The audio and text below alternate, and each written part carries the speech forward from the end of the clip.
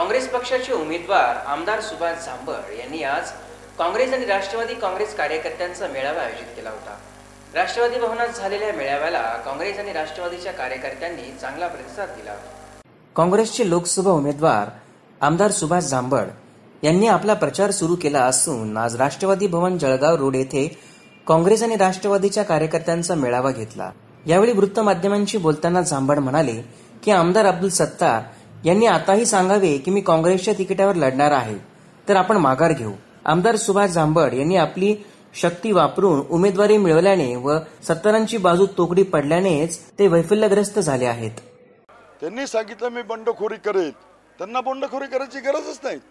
त्यांना पक्ष तिकीट द्यायला तयार होतं, जालन्यामधून पाहिजे जालन्यामधून मिळणार होतं, औरंगाबादमधून पाहिजे तर औरंगाबादमधून मिळणार होतं। ते ज्या अर्थी दुसऱ्याचं तिकीट रिकमेंड करू शकतात तर त्यांना त्यांचं तिकीट मिळणं काही अवघड नाही, पण त्यांनी मागितलंच नाही। आणि आज त्यांच्या मनातून जी भूमिका आली त्याच्या माझे राजकारण काय आहे हे मी नक्कीच मला माहीत नसेल किंवा त्यावरती मी बोलणार नाही, पण ही त्याची भूमिका ते मांडती। पण माझी भूमिका साफ आहे, माझी भूमिका ही आहे त्यांना बंडखोरी करण्याची गरज नाही।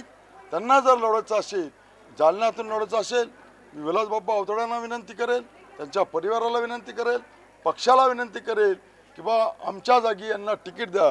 तिकीट देणं काय आमच्या हातात नसतं, पण विनंती करणं आपल्या माणसाकरता, आपण स्वतः सो मोठं सरेंडर होणं हे आपल्या हातात असतं। निर्णय पक्षांनी वरिष्ठांनी घ्यायचा असतो।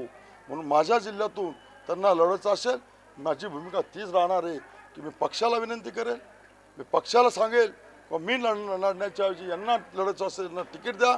पण तिकीट देणं, तिकीट माझं बदलणं हे श्रेष्ठींचं काम आहे, पण माझी भूमिका श्रेष्ठींपर्यंत, माझी भूमिका त्यांच्यापर्यंत पोहोचवणं हे माझं काम आहे। म्हणून मी त्यांना सपोर्ट करतो।